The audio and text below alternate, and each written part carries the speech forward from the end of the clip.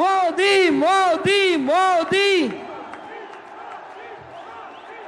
মোদি মোদি মোদি। জোরে হাততালি দিয়ে যশস্বী প্রধানমন্ত্রী নরেন্দ্র মোদীজিকে স্বাগত জানাবেন।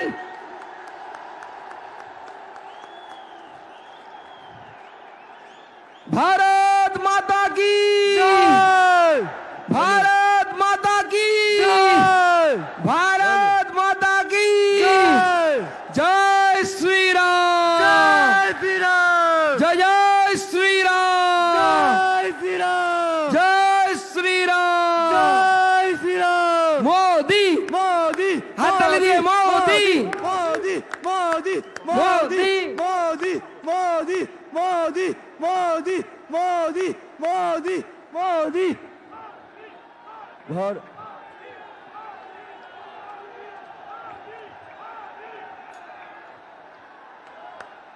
भारत माता की, भारत माता की जय श्री राम, जय श्री राम। भारत माता की, भारत माता की जय। दुई हाथ तुले जय श्री राम, जय जय श्री राम, जय श्री राम, जय श्री राम। जय श्री राम। মাননীয় প্রধানমন্ত্রী আমাদের মাঝে পৌঁছে গেছেন। মাননীয় প্রধানমন্ত্রীকে জোরে হাততালি দিয়ে একবার স্বাগত জানাবেন। সবাই মিলে বাংলা দেখাক, বাংলা পথ দেখাবে। নরেন্দ্র মোদীজিকে স্বাগত জানাবেন হাততালি দিয়ে। বাংলা মোদীকে চাই, জোরে হাততালি দেবেন। এইবার আমি আমাদের সম্মানীয় রাজ্য সভাপতি শ্রী দিলীপ ঘোষ মহাশয়কে অনুরোধ করব উত্তরীয় দিয়ে আমাদের যশস্বী প্রধানমন্ত্রী শ্রী নরেন্দ্র মোদীজিকে স্বাগত জানানোর জন্য। আমি এরপরে অনুরোধ করব আমাদের মাঝে উপস্থিত আছেন বাংলার সত্যিকারের গর্ব মহাগুরু শ্রী মিঠুন চক্রবর্তীকে অনুরোধ করব উত্তরীয় দিয়ে মাননীয় প্রধানমন্ত্রীকে স্বাগত জানানোর জন্য। জোরে হাততালি দেবেন।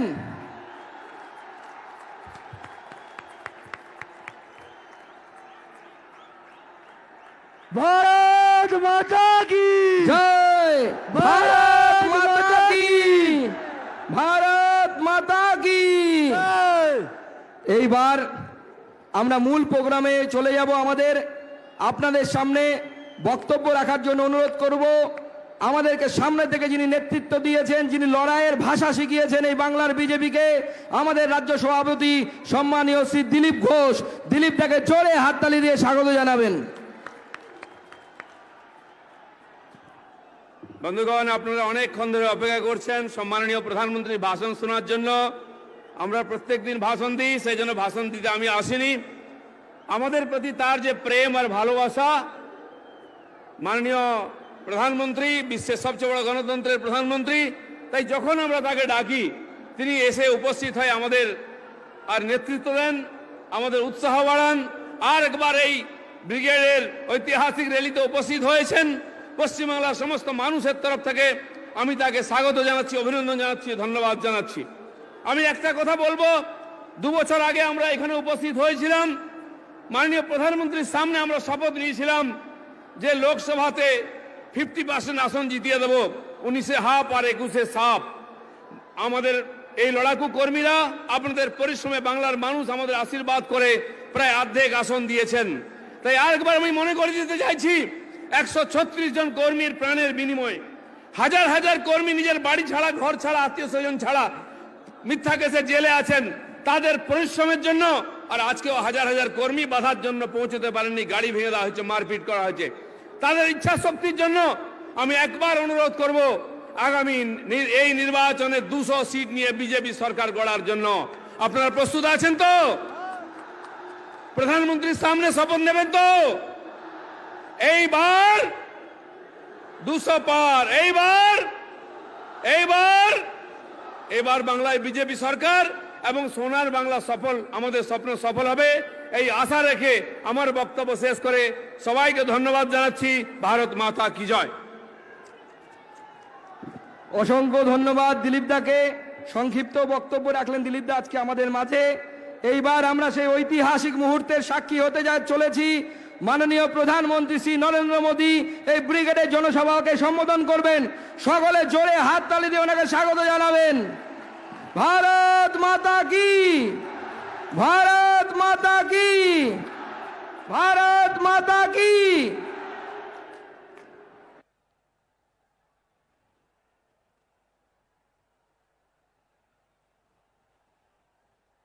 भारत माता की, भारत माता की। वंदे वंदे वंदे वंदे वंदे वंदे वंदे वंदे वंदे वंदे वंदे भारत माता की।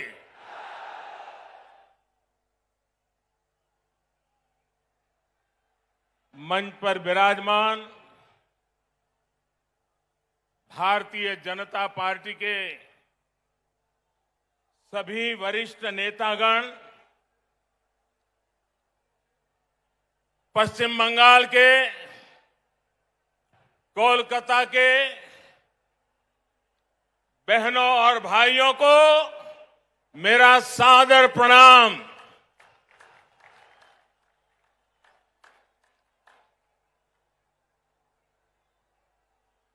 राजनीतिक जीवन में सैकड़ों रैलियों को संबोधन करने का सौभाग्य मिला है, लेकिन इतने बड़े लंबे कार्यकाल में मैंने कभी इतने बड़े विशाल जनसमूह का हमें आशीर्वाद मिला हो, ऐसा दृश्य मुझे आज देखने को मिला।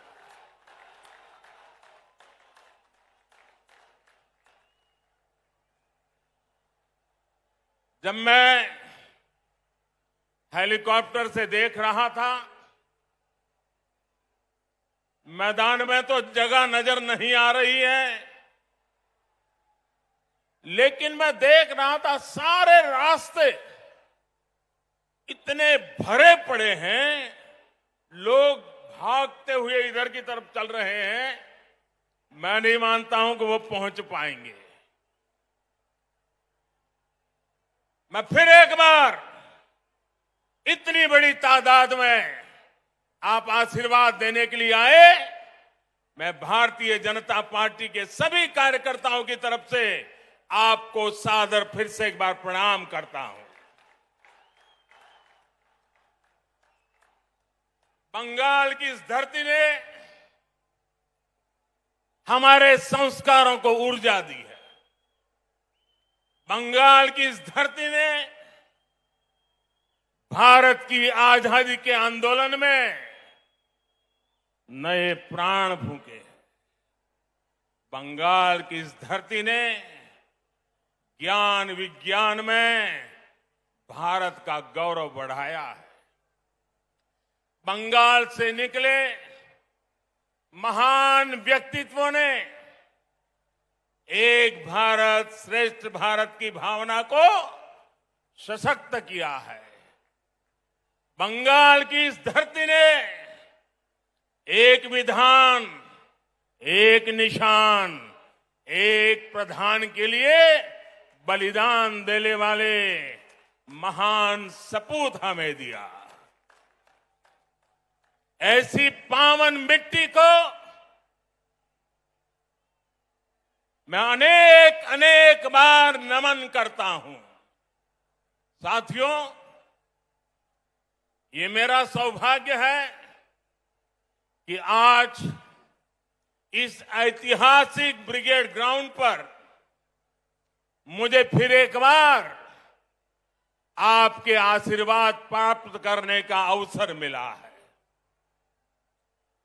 ब्रिगेड ग्राउंड के आसपास एक तरफ स्वामी विवेकानंद जी का जन्म स्थान है, दूसरी तरफ नेताजी सुभाष बाबू का निवास स्थान है, एक तरफ महर्षि श्री अरविंदो का जन्म स्थान है, तो दूसरी तरफ डॉक्टर श्यामा प्रसाद मुखर्जी का जन्म स्थान है। ये कोलकाता, बंगाल और पूरे भारत की बहुत बड़ी प्रेरणा स्थली है। बीते दशकों में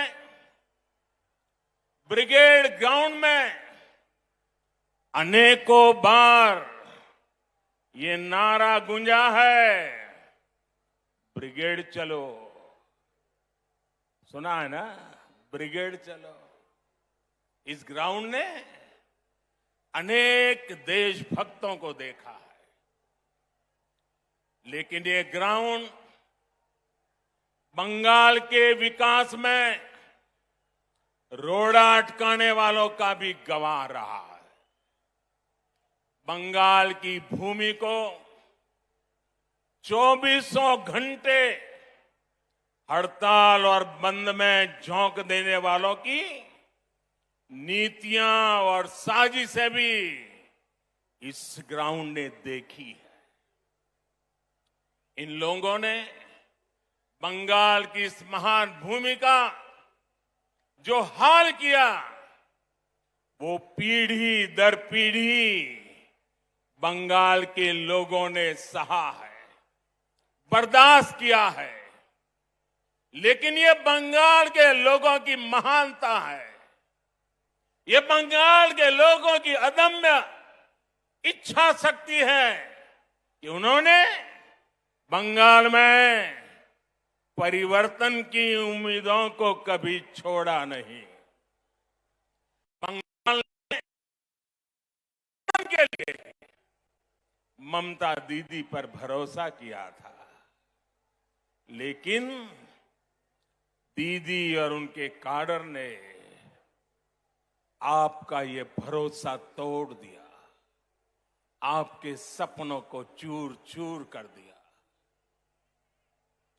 ये वो लोग हैं जिन्होंने बंगाल का विश्वास तोड़ा। इन लोगों ने बंगाल को अपमानित किया, यहां की बहन बेटियों पर अत्याचार किया। लेकिन ये लोग बंगाल की उम्मीद, यहां के लोगों का हौसला कभी भी तोड़ नहीं पाए। आज जो ये जनसागर मौजूद है, वो इस उम्मीद की, इस हौसले की जीती जागती तस्वीर है। बांग्ला चाय उन्नति, बांग्ला चाय शांति, बांग्ला चाय प्रगतिशील बांग्ला, बांग्ला चाय सोनार बांग्ला। मैं देख रहा हूं इस बार के विधानसभा चुनाव में एक तरफ टीएमसी है, लेफ्ट कांग्रेस है, उनका बंगाल विरोधी रवैया है, और ये चुनाव ऐसा है कि दूसरी तरफ खुद बंगाल की जनता कमर कस करके खड़ी हो गई है।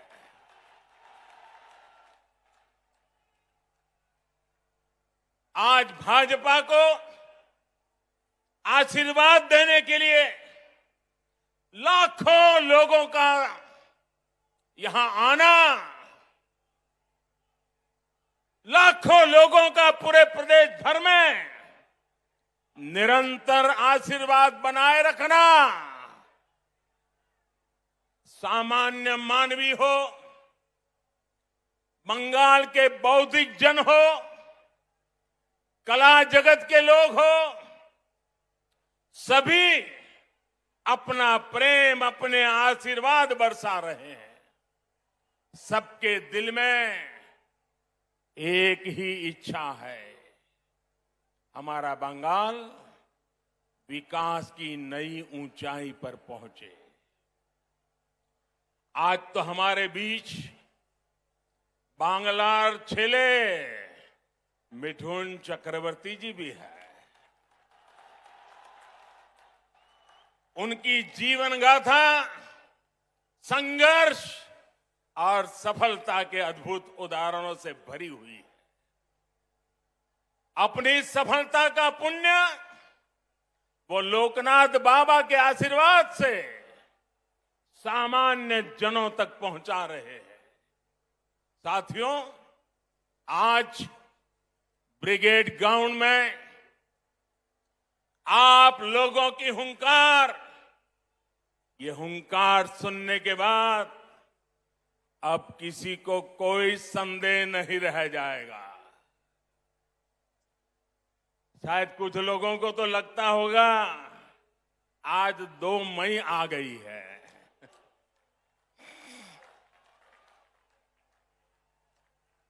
भाइयों बहनों, पूरी ताकत से मेरे साथ बोलिए, दोनों मुट्ठी बंद करके बोलिए, हाथ ऊपर करके बोलिए, पूरी ताकत से बोलिए, भारत माता की, भारत माता की। साथियों, भारत माता के इस जयकारे की गूंज बंगाल के कोने कोने तक जा रही है।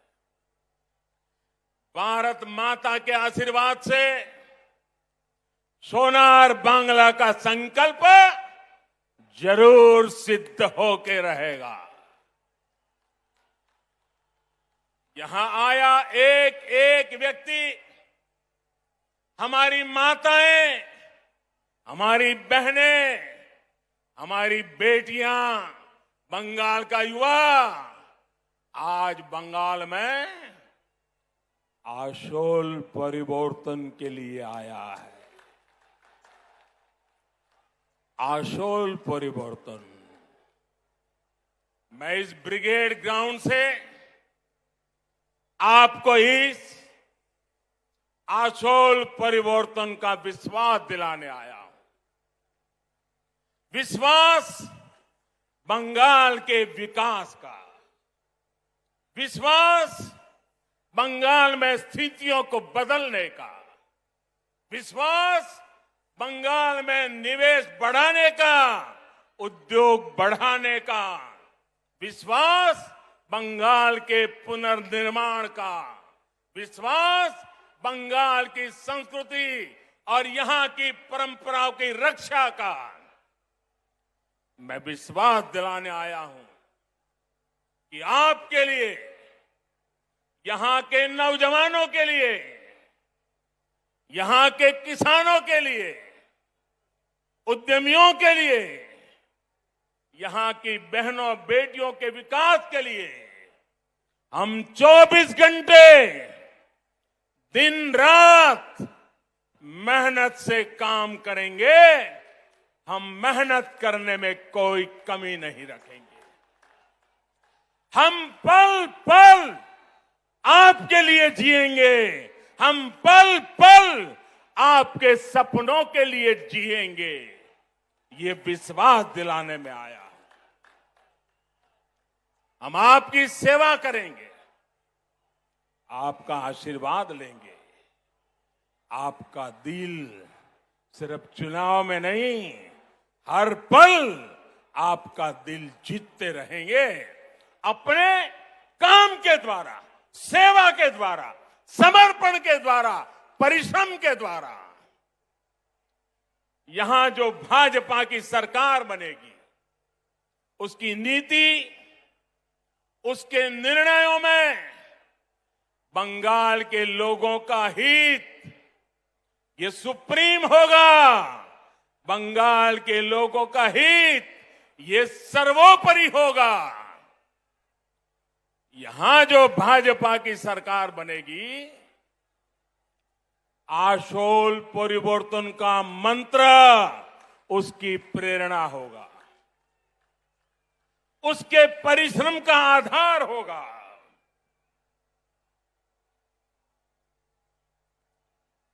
आशोल परिवर्तन का मतलब आशोल परिवर्तन का मतलब ऐसा बंगाल जहां युवाओं को शिक्षा और रोजगार के पर्याप्त अवसर मिले। आशोल परिवर्तन मतलब ऐसा बंगाल जहां लोगों को पलायन करने पर मजबूर न होना पड़े। आशोल परिवर्तन मतलब ऐसा बंगाल जहां व्यापार और कारोबार फले फूले, जहां ज्यादा से ज्यादा निवेश आए। आशोल परिवर्तन मतलब ऐसा बंगाल जहां 21वीं सदी का आधुनिक इंफ्रास्ट्रक्चर हो। आशोल परिवर्तन मतलब ऐसा बंगाल जहां गरीब से गरीब को भी आगे बढ़ने का पूरा अवसर मिले।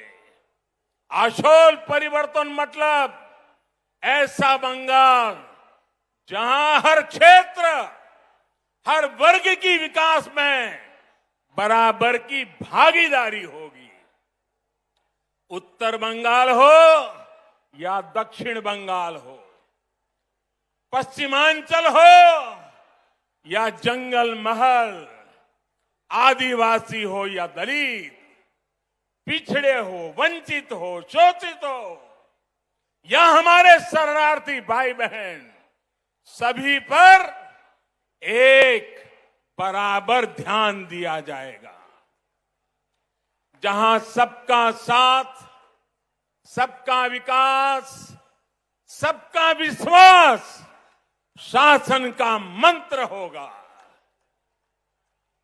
जहां उन्नयन सबका होगा, तुष्टीकरण किसी का नहीं।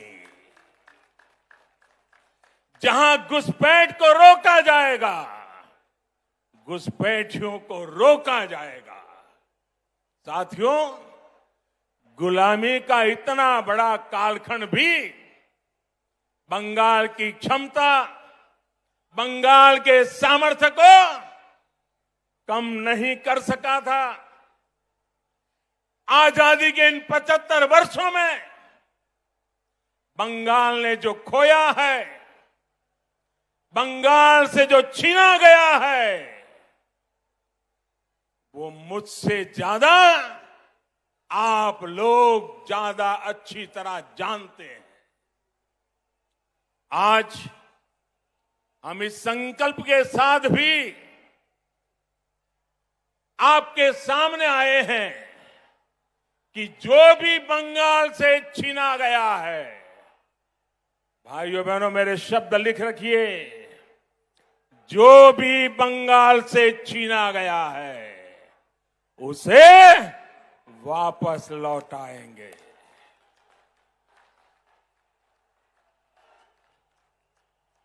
आज जब भारत अपनी आजादी के 75 वर्ष में प्रवेश कर रहा है, तो बंगाल एक नई ऊर्जा, एक नए संकल्प के साथ आगे बढ़ेगा।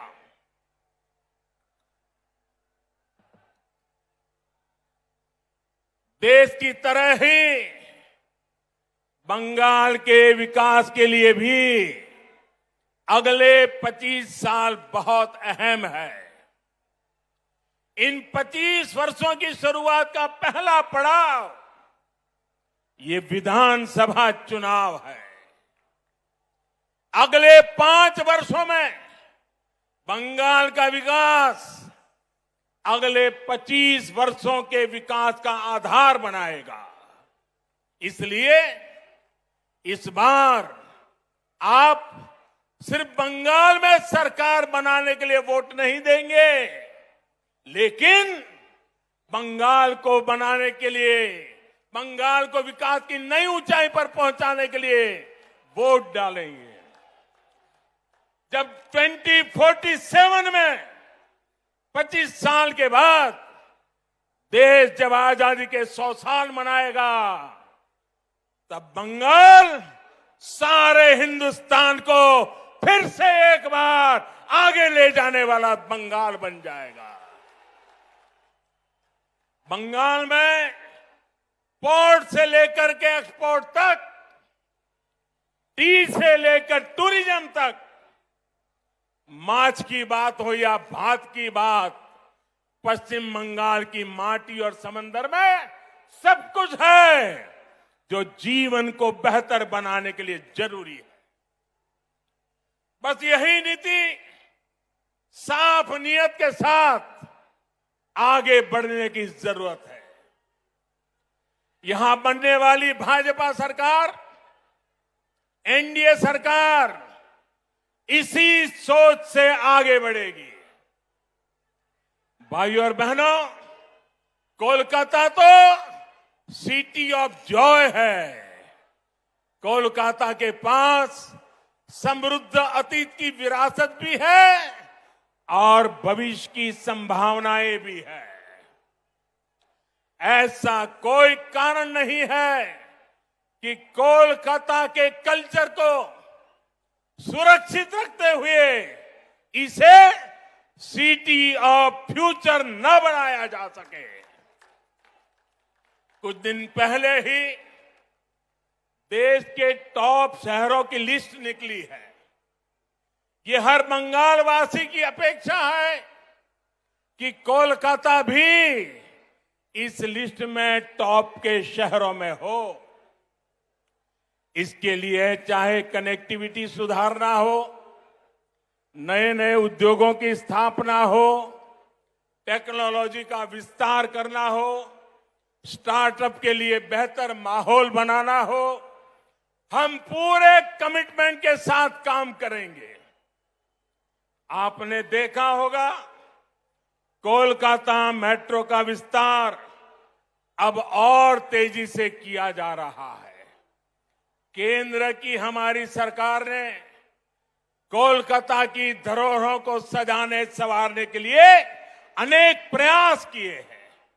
जब कोलकाता में विकास का डबल इंजन लग जाएगा तो वो रोड़े, वो अड़चने भी खत्म हो जाएगी जो भी कदम कदम पर हमें अनुभव होती है।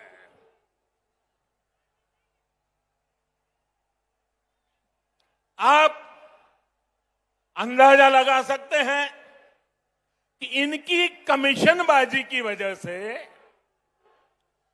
कोलकाता एयरपोर्ट से जुड़े हुए कई काम देखिए कब तक रुके हुए हैं। ऐसे रुके हुए हर काम को भाजपा सरकार में तेज गति दी जाएगी। यहां के स्मार्ट सिटी प्रोजेक्ट को भाजपा सरकार में नई ऊर्जा मिलेगी। शहर में नए फ्लाईओवर बनाए जाएंगे। अधूरे फ्लाईओवर्स को समय सीमा में पूरा किया जाएगा। भाजपा सरकार बनने के बाद कोलकाता में झुग्गियों में रहने वाले को भी पक्के घर मिलेंगे। प्रधानमंत्री आवास योजना का लाभ मिलेगा। रेहड़ी और ठेला लगाने वाले हमारे भाई बहनों को भी भाजपा सरकार में स्वनिधि योजना का लाभ तेज गति से दिलाया जाएगा। साथियों, कोलकाता के साथ ही बंगाल के दूसरे शहरों में भी आत्मनिर्भर भारत को ऊर्जा देने की भरपूर क्षमता है। भाजपा सरकार में इन शहरों के इंफ्रास्ट्रक्चर को आधुनिक बनाया जाएगा ताकि वहां पढ़ाई, कमाई और बुजुर्गों के लिए दवाई के नए साधन विकसित किए जा सके। पश्चिम बंगाल में फूड प्रोसेसिंग और पोर्ट लेड डेवलपमेंट की भरपूर संभावनाएं हैं। आत्मनिर्भर भारत अभियान के तहत इन उद्योगों में निवेश को यहां प्रोत्साहित किया जाएगा। इससे किसानों से लेकर मछुआरों तक हर किसी को लाभ मिलेगा। बहनों और भाइयों, पश्चिम बंगाल में आशोल परिवर्तन के लिए गांव और शहरों के स्थानीय शासन यानी ग्राम पंचायत, नगर निगम और नगर पालिकाओं के शासन में पूरी पारदर्शिता भी उतनी ही जरूरी है। इस लोकतांत्रिक व्यवस्था को जिस तरह से तहस नहस किया गया है वो आप भली भांति जानते हैं। इस व्यवस्था को बंगाल में भाजपा फिर से मजबूत करेगी। सरकारी सिस्टम पर, पुलिस पर, प्रशासन पर जनता का विश्वास जागे। हम वो परिवर्तन लेके रहेंगे, ये हम लाएंगे। भाजपा सरकार में एग्जाम से लेकर के ट्रेनिंग और रिक्रूटमेंट तक एक पारदर्शी व्यवस्था फिर से खड़ी होगी। स्किल डेवलपमेंट के लिए केंद्र सरकार की योजनाओं को यहां ईमानदारी से लागू किया जाएगा। पश्चिम बंगाल में नई राष्ट्रीय शिक्षा नीति के विस्तार को भी बल दिया जाएगा। इंजीनियरिंग, डॉक्टर, टेक्नोलॉजी ऐसे विषयों की पढ़ाई बांग्ला भाषा में भी हो, इस पर भी जोर दिया जाएगा। अंग्रेजी नहीं जानता, इसलिए गरीब का बच्चा, गरीब की बेटी अब डॉक्टर बनने के सपने से दूर नहीं रहेगी। गरीब का बच्चा, गरीब की बेटी भी वो डॉक्टर बन पाए, वो इंजीनियर बन पाए। झुग्गी झोपड़ी में पढ़ाई करके निकला हुआ बच्चा भी बंगाल का नाम रोशन करे, ये व्यवस्था हम बनाना चाहते हैं। साथियों, हमारा लक्ष्य सिर्फ पश्चिम बंगाल में सत्ता का परिवर्तन करना नहीं है, यही एकमात्र उद्देश्य नहीं है। हम बंगाल की राजनीति को विकास केंद्रित राजनीति की तरफ ले जाना चाहते हैं। 5 साल बर्बाद हो चुके हैं, अब बंगाल को बर्बाद होने का अवसर किसी को नहीं देना चाहिए। और इसलिए हम आशोल परिवर्तन की बात कर रहे हैं। और आशोल परिवर्तन के इस महायज्ञ में बंगाल के लोगों को भी ये भी याद रखना है कि उनके साथ किस तरह का छल बार बार लगातार कैसा छल किया गया है, इसे भूलना नहीं। साथियों, आजादी के नारे पर कांग्रेस सत्ता में आई थी। आजादी के बाद कुछ समय काम हुआ, लेकिन फिर बंगाल पर वोट बैंक की राजनीति हावी होती चली गई। इस राजनीति को वामपंथियों ने बढ़ाया और आगे लिया, और वामपंथियों ने तो नारा दिया। आपको याद होगा, बंगाल के लोगों को याद होगा, वामपंथी क्या कहते थे? कांग्रेसेर कालो हाथ, कांग्रेसेर कालो हाथ भंगे दाओ गुड़िए दाओ।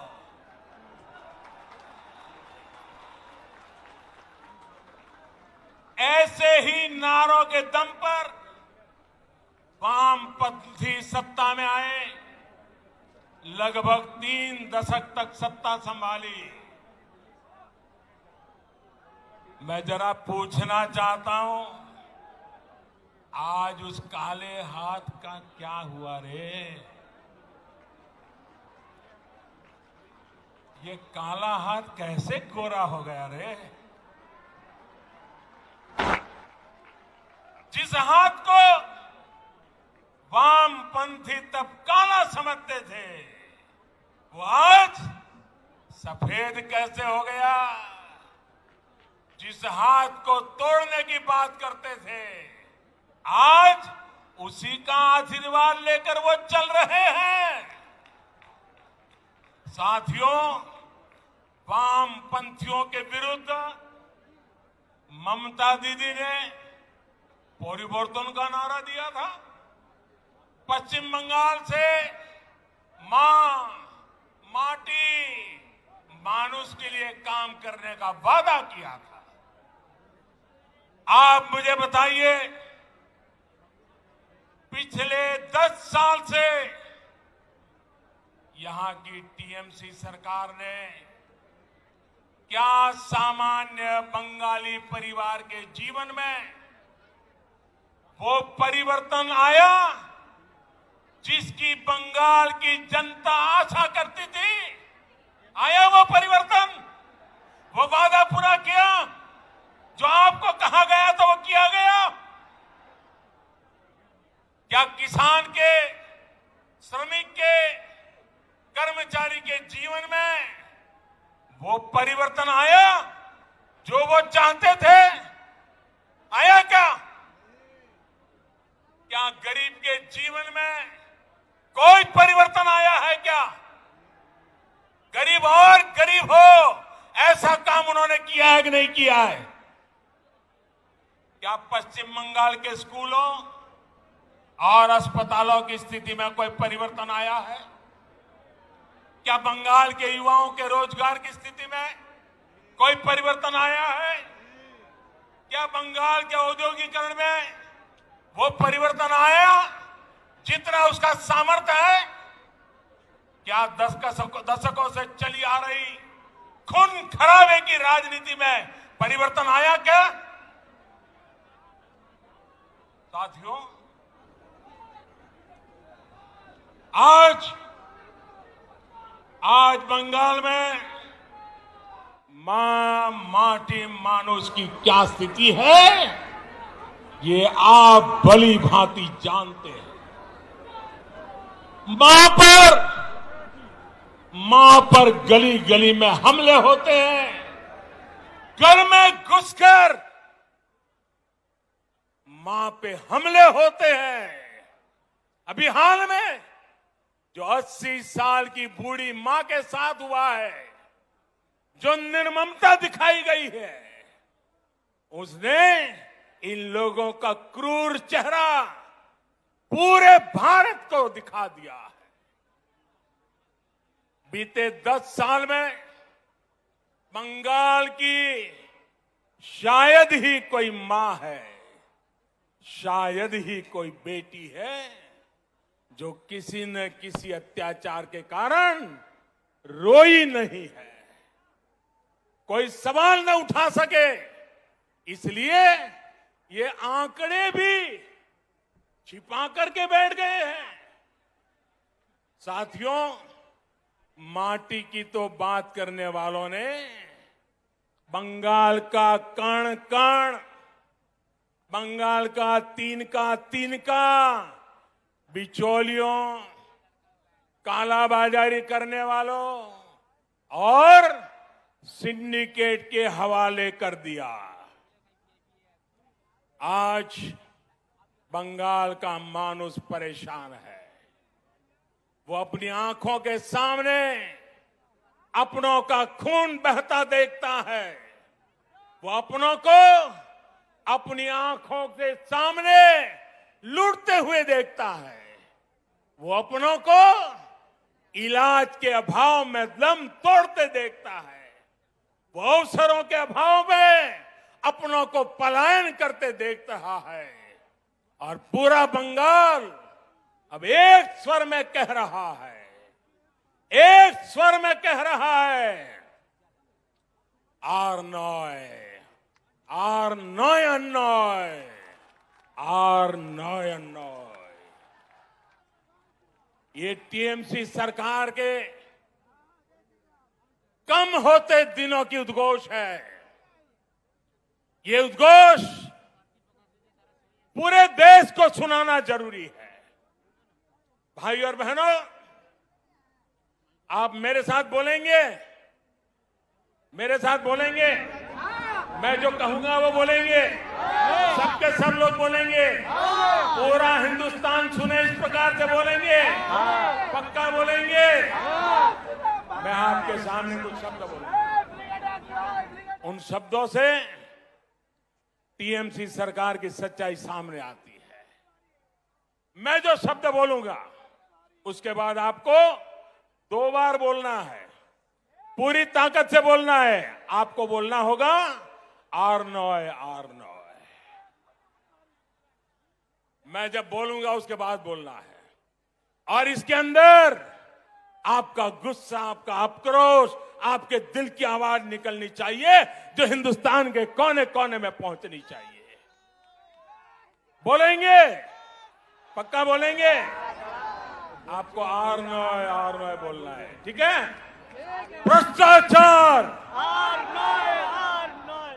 2 बार बोलना है। भ्रष्टाचार, भ्रष्टाचार,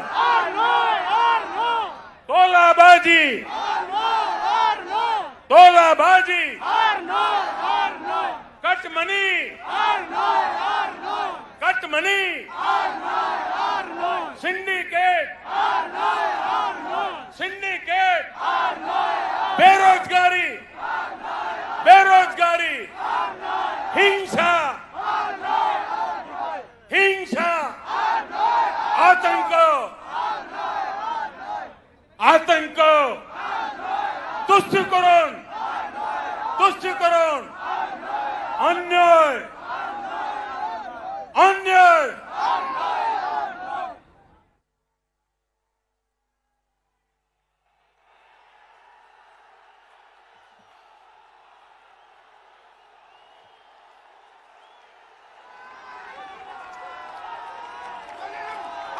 दीदी, सुन लिया दीदी?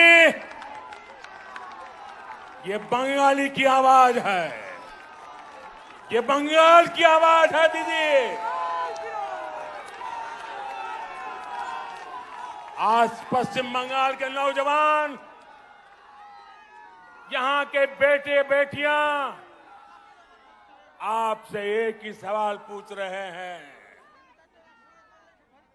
दीदी, बंगाल की जनता 10 साल के अनुभव के बाद आपको एक ही सवाल पूछ रही है। उन्होंने आपको दीदी की भूमिका में चुना था। बंगाल ने आपको दीदी की भूमिका में चुना था, लेकिन आपने खुद को एक ही भतीजे की बुआ तक सीमित क्यों कर दिया? आपने एक ही भतीजे की बुआ होने के मोह को क्यों चुना? बंगाल के लाखों भतीजे भतीजियों की आशाओं के बजाय आप अपने भतीजे का लालच पूरा करने में क्यों लग गई? आप भी भाई भतीजावाद के उन कांग्रेसी संस्कारों को छोड़ नहीं पाई जिनके खिलाफ आपने बगावत की थी। बहनों और भाइयों, मां माटी मानुष से विश्वासघात करने के बाद, इतना अन्याय करने के बाद, अब इन लोगों ने एक नया नारा गढ़ा है। अरे दीदी, आप बंगाल की ही नहीं, आप तो पूरे भारत की बेटी है। कुछ दिन पहले जब आपने स्कूटी संभाली,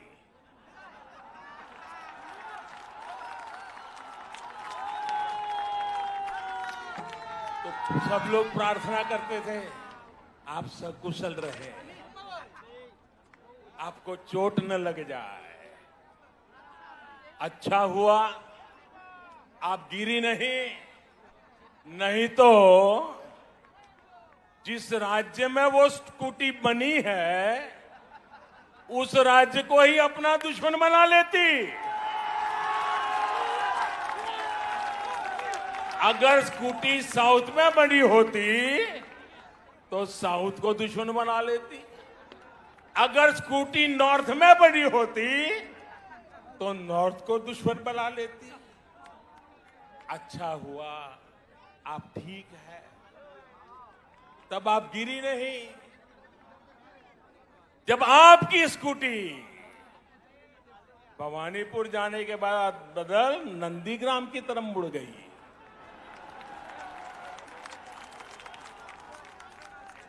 अब दीजिए हम तो हर किसी का भला चाहते, हम नहीं चाहते किसी को चोट आए, लेकिन जब स्कूटी ने नंदीग्राम में गिरना तय किया है तो हम क्या करें।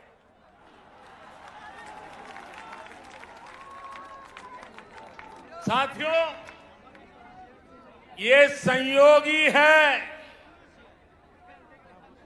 कि अंतर्राष्ट्रीय महिला दिवस से एक दिन पहले मैं बंगाल की इस पवित्र धरती को प्रणाम करने आया। ये वो धरती जिसने मां शारदा देवी, मातंगिनी हाजरा, रानी रासमोनी, प्रीति लता वादेदार, सरदार देवी चौधरानी, कामिनी राय जैसी अनेक होनहार बेटियां भारत को दी।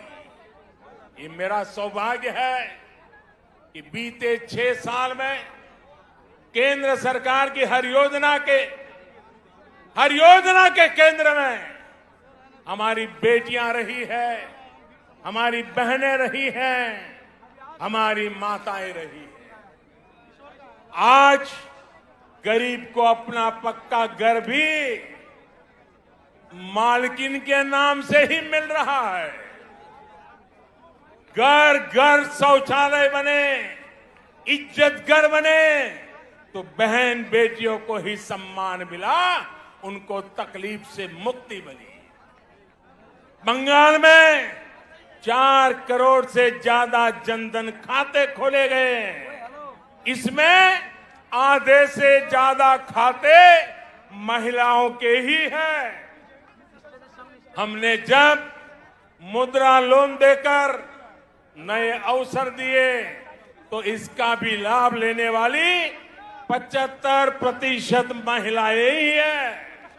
हमने देश की गरीब बहनों को गैस कनेक्शन दिया तो कोरोना महामारी के दौरान उनके वो बहुत काम आया।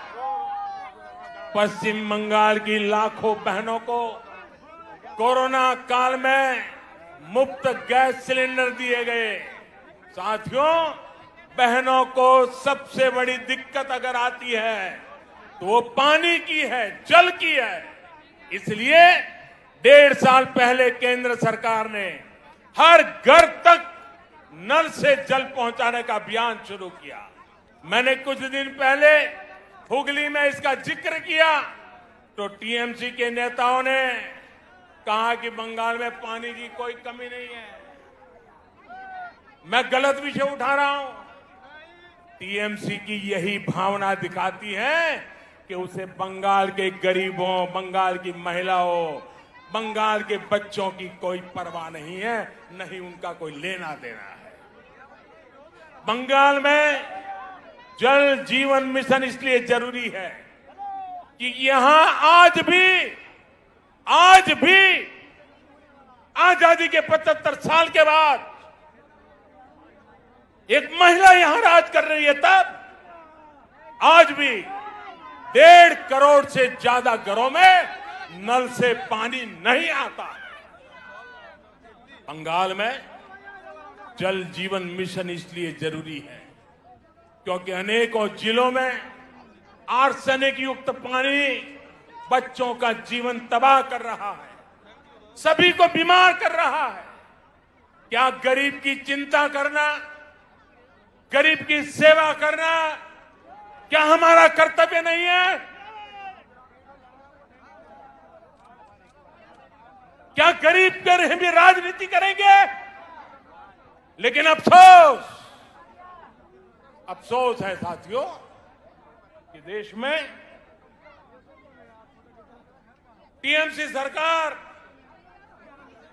गरीबों पर झूठ बोल के राजनीति करने पर तुली हुई है। हर घर जल पहुंचाने के लिए केंद्र सरकार जो पैसे भेज रही है, उसका बहुत बड़ा हिस्सा आज तक यहां की सरकार खर्च ही नहीं कर पाई है। और आज इस ब्रिगेड ग्राउंड से पूरे बंगाल के लोगों से पूछता हूं, क्या टीएमसी सरकार बंगाल के गरीबों, यहां की महिलाओं, यहां के बच्चों की गुनहगार है कि नहीं है? गुनहगार है कि नहीं है? गुनहगार है कि नहीं है? इस चुनाव में उसे सजा मिलनी चाहिए कि नहीं मिलनी चाहिए? चोरों से सजा मिलनी चाहिए कि नहीं मिलनी चाहिए? साथियों, एक और योजना है। ऐसी कितनी ही योजनाओं का पैसा यहां की राज्य सरकार तिजोरी में रख करके बैठ गई है। दीदी जैसे ठान कर चल रही है कि न काम करेंगे न करने देंगे। आप मुझे बताइए, ऐसी सरकार को हटाएंगे? ऐसी सरकार को हटाएंगे? ऐसी सरकार को हटाएंगे? साथियों, बीजेपी सिर्फ घोषणाओं पर नहीं, घोषणाओं को तेजी से अमल करने पर विश्वास करती है। जो कहा हम उसको समय सीमा के भीतर करने की कोशिश करते हैं। आजकल तो हमारे विरोधी भी कहते हैं कि मैं दोस्तों के लिए काम करता हूं।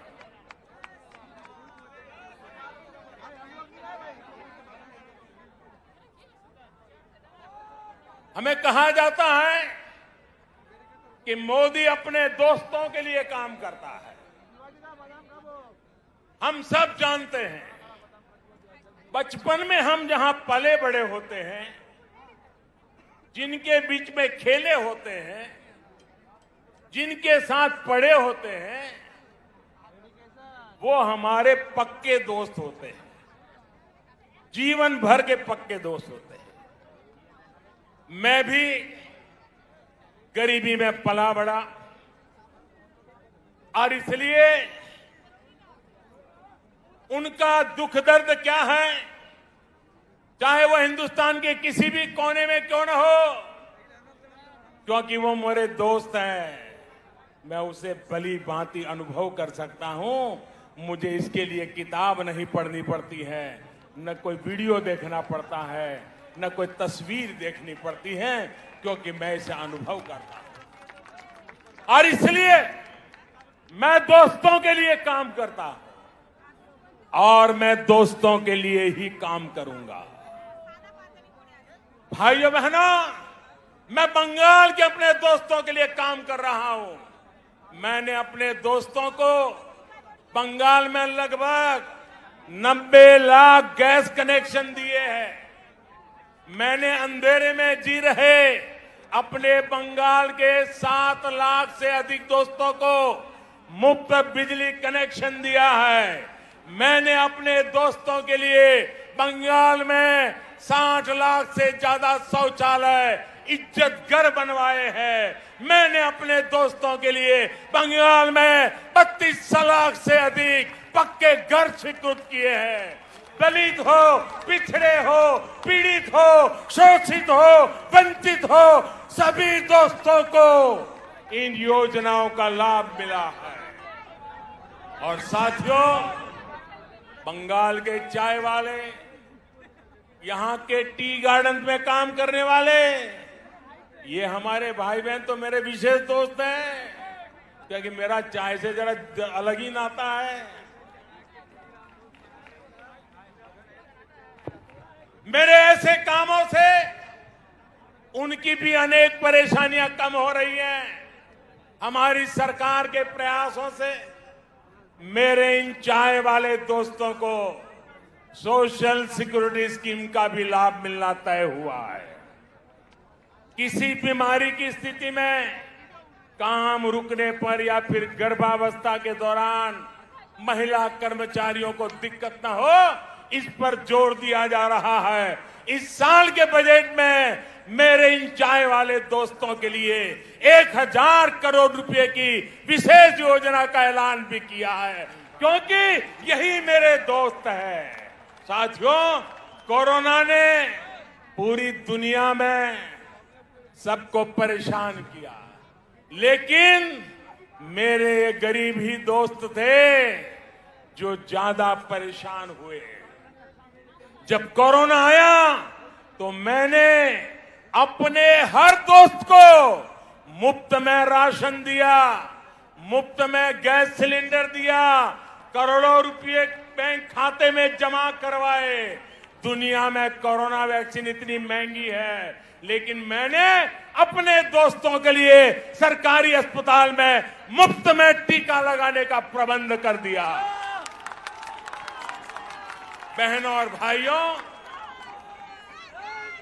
कौन है मेरे दोस्त? आप ही मेरे दोस्त हैं। 130 करोड़ हिंदुस्तानी ये मेरे दोस्त हैं। सपने लेकर के पुरुषार्थ करने वाला हर नौजवान मेरा दोस्त है। गरीब की झोपड़ी में पैदा हुआ बच्चा भी मेरा दोस्त है। मेरे दोस्त जब दोस्ती का कर्ज निभाते हैं तो इन लोगों को जरा दिक्कत होने लगती है। उनको परेशानी हो रही है कि ये तो हमारे कब्जे में थे, ये कौन नया दोस्त आ गया। जब मोदी अपने इन करोड़ों दोस्तों की सेवा करता है तो गुस्से में ये इसमें भी रोड़े अटकाने का काम करता है। आज मैं इन लोगों को कह रहा हूं, कान खोल करके सुन लीजिए। मैं पश्चिम बंगाल के अपने इन दोस्तों के लिए ज्यादा से ज्यादा काम करना चाहता हूं।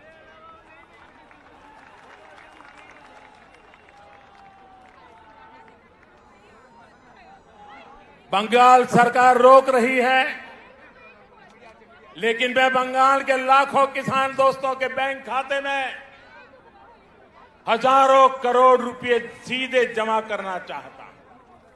बंगाल सरकार रोक रही है, लेकिन मैं बंगाल के करोड़ों गरीब दोस्तों को आयुष्मान भारत योजना के तहत पूरे देश में कहीं पर भी 5 लाख रुपए तक के मुफ्त इलाज की सुविधा देना चाहता हूं। अब मेरे आप सभी दोस्त बताइए, दोस्ती चलेगी या तोलाबाजी? दोस्ती चलेगी? चलेगी? बहनों और भाइयों, आपके इसी जोश से दीदी और उनके साथियों की नींद उड़ी हुई है। तभी तो ये लोग कह रहे हैं इस बार खेला होवे, खेला होवे, खेला होवे। वाकई ये लोग तो अनुभवी खिलाड़ी हैं। ये खूब खेलना जानते हैं, इन्होंने खूब खेला भी है। कौन से खेल बाकी छोड़ा है आपने? कितने ही घोटाले करके बंगाल के गरीबों को लूटा गया है, बंगाल की संपदा को लूटा गया है। आपने क्या बाकी छोड़ा है? यहां तो अम्फान पीड़ितों के लिए भेजी गई राहत भी लूट ली गई। टोलाबाजी, सिंडिकेट, कमीशन कट, आपने इन घोटाले किए हैं, इतने घोटाले किए हैं कि अपने आप में करप्शन ओलंपिक का खेल आयोजित हो जाए। आपने लोगों की मेहनत की कमाई से लोगों की जिंदगियों से खेला। आपने चाय बागानों को ताला लगा दिया, राज्य को कर्ज में डुबो दिया। आपने युवाओं से उनके हक की नौकरी, उनका वेतन तक छीन लिया। यहां भर्ती परीक्षाओं में किस तरह का खेल होता है। छोटी छोटी लिस्ट रिलीज होती है, लिस्ट रिलीज करने से पहले किसी के घर में फाइल जाती है, किसी के घर में मंजूरी ली जाती है। कौन से खास लोगों का चयन होता है, ये क्या आपसे छिपा हुआ है क्या? सारा बंगाल जानता है। अब ये नहीं चलेगा, अब ये खेल नहीं चलेगा। आप मुझे बताइए साथियों, ये खेल बंद होना चाहिए कि नहीं होना चाहिए? ये खेल बंद होना चाहिए कि नहीं होना चाहिए? ये खेल खत्म होना चाहिए कि नहीं होना चाहिए? ये खेल खत्म होना चाहिए कि नहीं होना चाहिए? दीदी, ये आवाज सुनिए, ये शंखनाद सुनिए। अब हर तरफ से एक ही आवाज है, टीएमसी का खेला शेष, टीएमसी का खेला शेष, खेला खत्म, विकास शुरू। मेरा आपसे आग्रह है,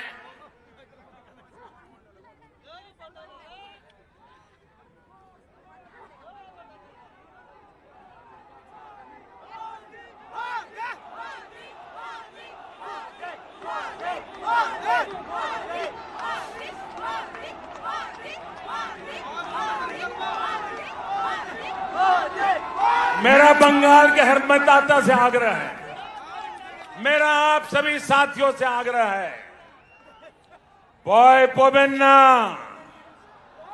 ভয় পাবেন না, निर्भय बीजेपी के वोट করুন,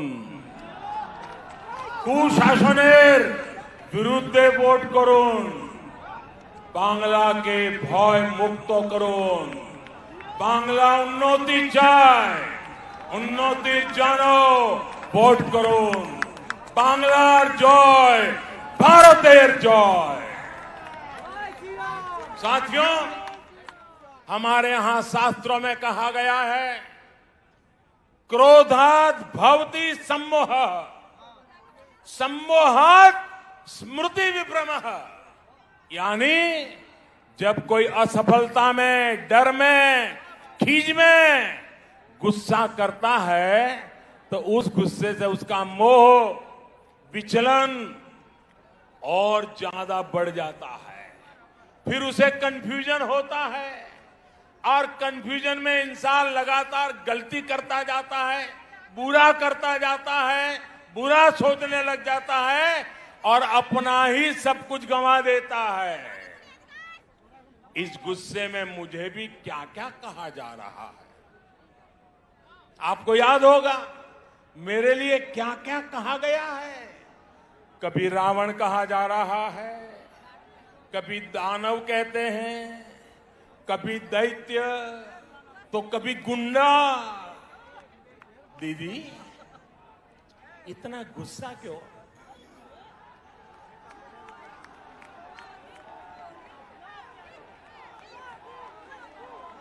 दीदी, इतना गुस्सा क्यों?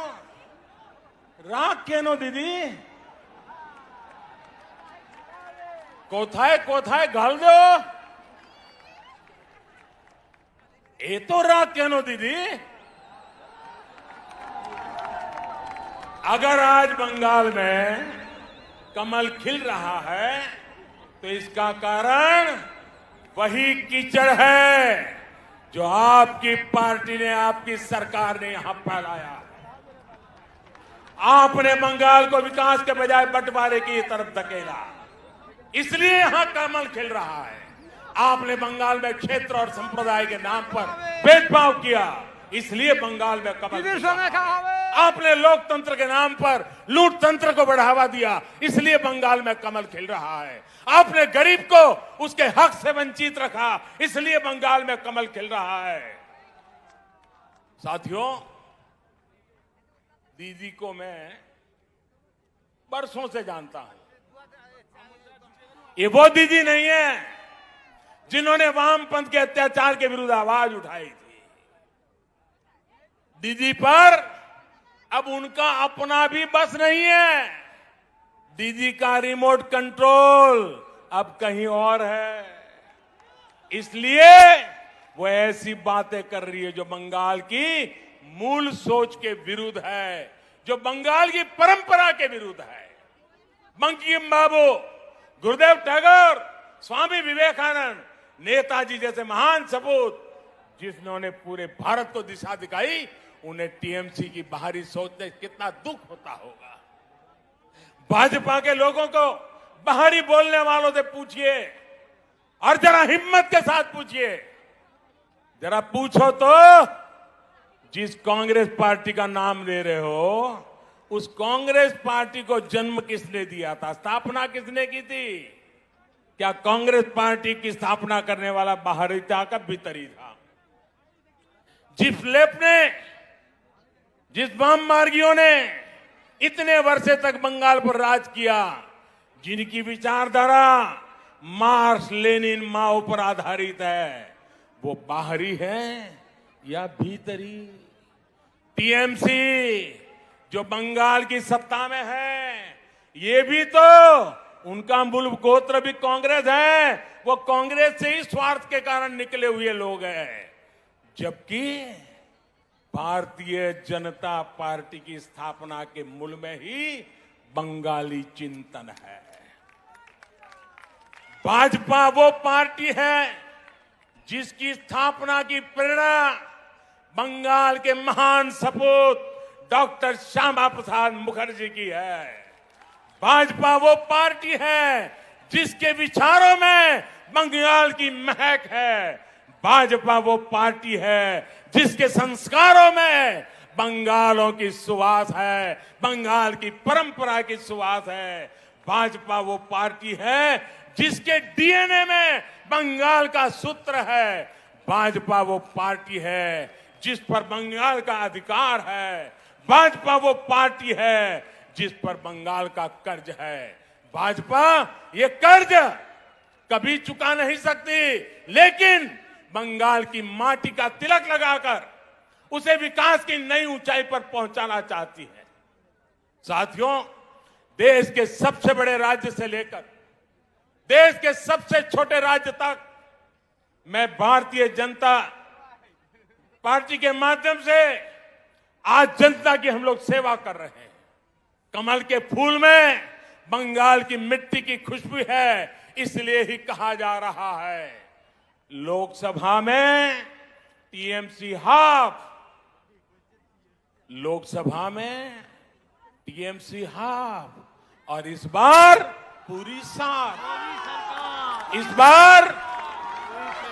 बार पश्चिम बंगाल के भाजपा कार्यकर्ताओं से भी कहूंगा और मैं आदरपूर्वक स्मरण करते हुए कहना चाहता हूं, आपके तप, आपके त्याग और आपका बलिदान हिंदुस्तान के कोटि कोटि भाजपा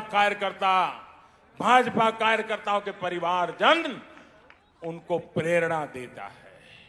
आपने बंगाल की जो लड़ाई लड़ी है, जो त्याग किया है, जो पुरुषार्थ किया है, मैं आज आपके उस तप को, आपके उस त्याग को, उसके तपस्या को आज मैं फिर बार आदरपूर्वक नमन करता हूं। साथियों, पश्चिम बंगाल के साथ जो हुआ वो कोई भूल नहीं सकता।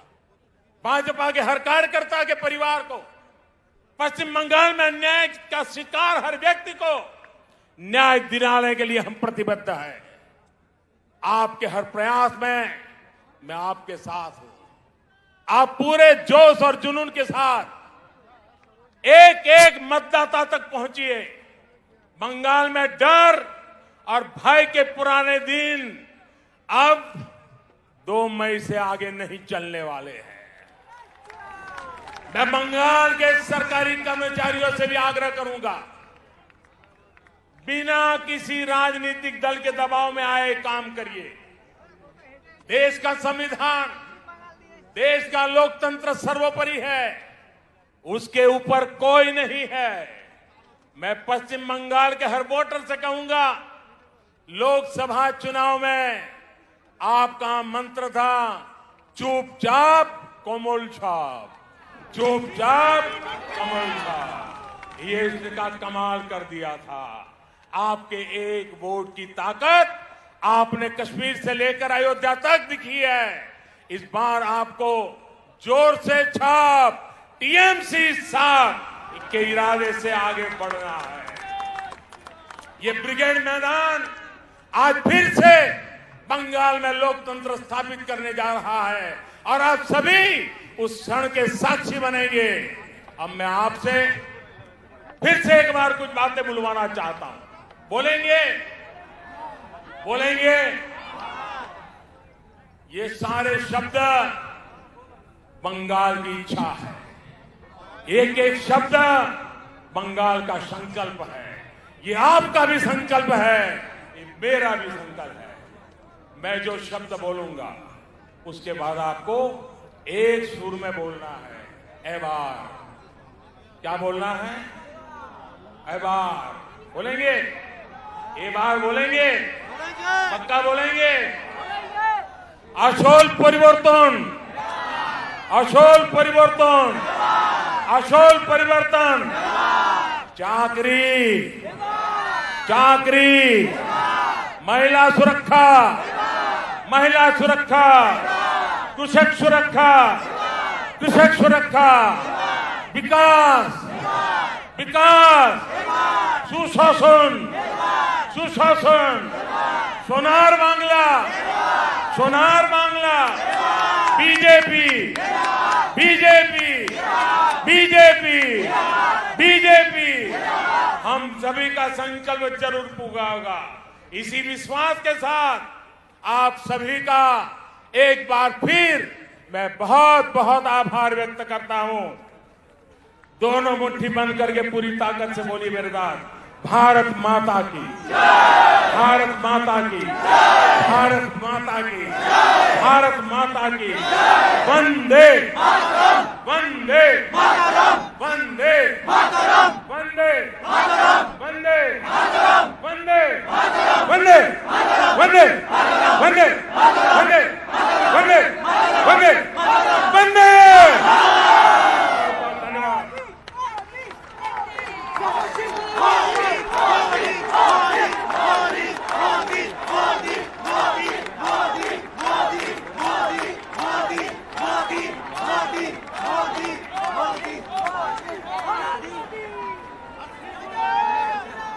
মাননীয় প্রধানমন্ত্রীকে অসংখ্য ধন্যবাদ তার মার্গদর্শনের জন্য। জোরে হাততালি দিয়ে স্বাগত জানাবেন মাননীয় প্রধানমন্ত্রীকে।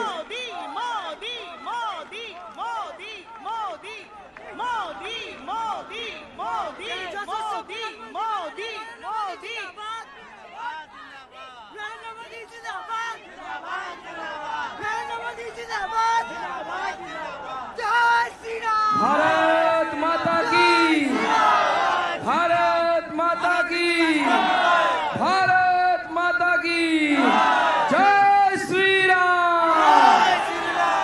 জোরে হাততালি দিয়ে প্রধানমন্ত্রীকে ধন্যবাদ জানাবেন। আপনারা সকলে মিলে আমরা হাততালি দিয়ে ধন্যবাদ জানাবো। উনি কর্মব্যস্ততার মধ্যে আমাদেরকে সময় দিলেন। আপনারা যারা প্রত্যেক